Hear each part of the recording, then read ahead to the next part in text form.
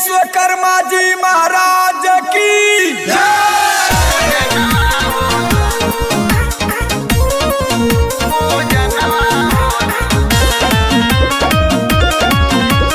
Sindhu recording studio Kushinagar.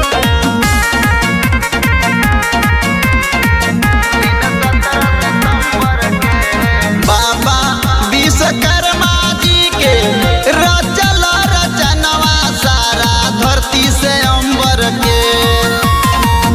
बाबा विश्वकर्मा जी के रचल रचनवा सारा धरती से अंबर के।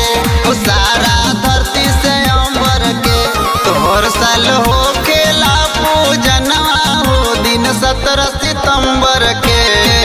दिन 17 सितंबर के हर साल हो गेला पूजनवा हो दिन 17 सितंबर के। दिन 17 सितंबर के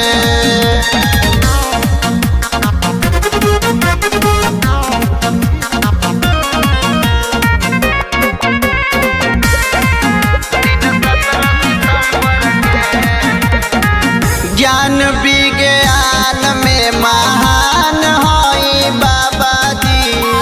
शिल्प कला के विद्वान हई बाबा जी। ज्ञान विज्ञान में महान हई बाबा जी। शिल्प कला में विद्वान हई बाबा जी। नामवा अमर हो बाटे जानता जहनवा दिने 17 सितंबर के। ओ सारा धरती से अंबर के तोहर साल हो खेला पूजनवा हो दिन 17 सितंबर के। दिन 17 सितंबर के हर साल हो खेला पूजनवा हो दिन 17 सितंबर के। दिन 17 सितंबर के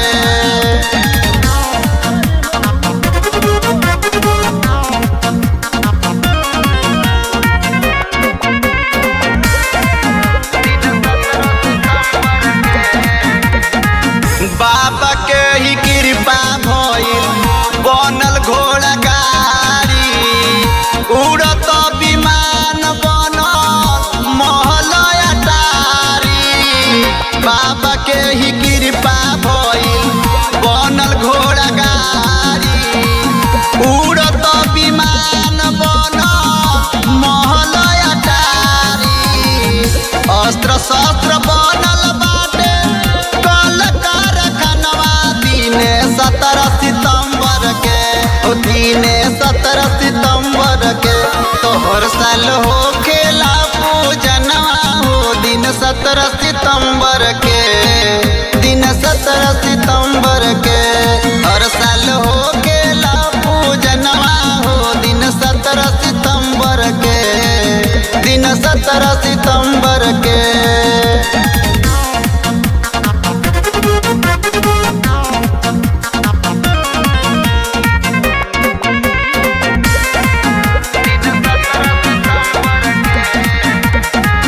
कृष्ण मुरारी आजू गावेले भजन हो।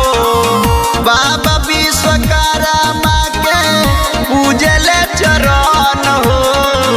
कृष्ण मुरारी आजू गावेले भजन हो।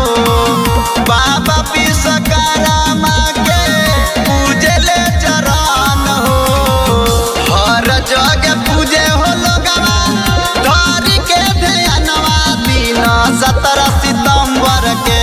हो दिन 17 सितंबर के तोहर साल हो खेला पूजनवा हो दिन 17 सितंबर के।